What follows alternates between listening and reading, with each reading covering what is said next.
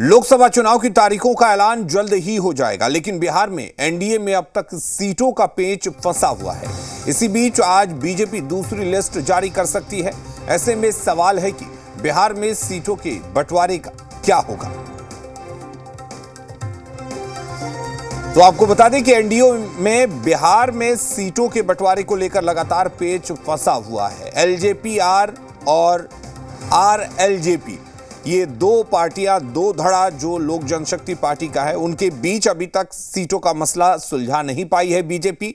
और इधर जेडीयू की तरफ से भी यह दावा किया जा रहा है कि उसके 16 सांसद हैं, उन 16 सांसद यानी कि 16 सीटों पर जेडीयू जरूर चुनाव लड़ेगी। बीजेपी भी चाहती है कि ज्यादा से ज्यादा सीटों पर बिहार में चुनाव लड़े। ऐसे में एनडीए में अभी तक बिहार के अंदर लोकसभा सीटों के बंटवारे को लेकर जो पेच फंसा हुआ है वो सुलझता हुआ नहीं दिख रहा है। हालांकि दावा यह जरूर किया जा रहा है कि कोई पेच नहीं फंसा है, सीटों का बंटवारा जल्द कर लिया जाएगा।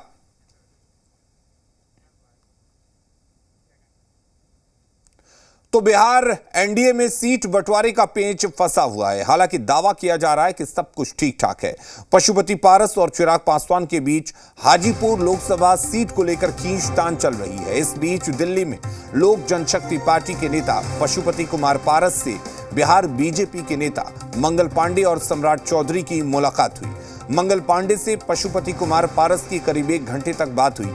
बताया जा रहा है कि दोनों के बीच सीट शेयरिंग को लेकर बातचीत हुई। इस दौरान पशुपति कुमार पारस ने बीजेपी प्रतिनिधि के सामने अपनी बात रखी। वहीं पशुपति कुमार पारस से बिहार के डिप्टी सीएम सम्राट चौधरी की भी मुलाकात हुई। बाद में मंगल पांडे और सम्राट चौधरी के साथ जेडीयू के संजय झा की आपस में बातचीत हुई। बताया ये जा रहा है कि ये कवायद 1-2 दिन में सीट शेयरिंग का मामला तय करने को लेकर है। दरअसल बिहार एनडीए में हाजीपुर सीट को लेकर पेच फंसा हुआ है।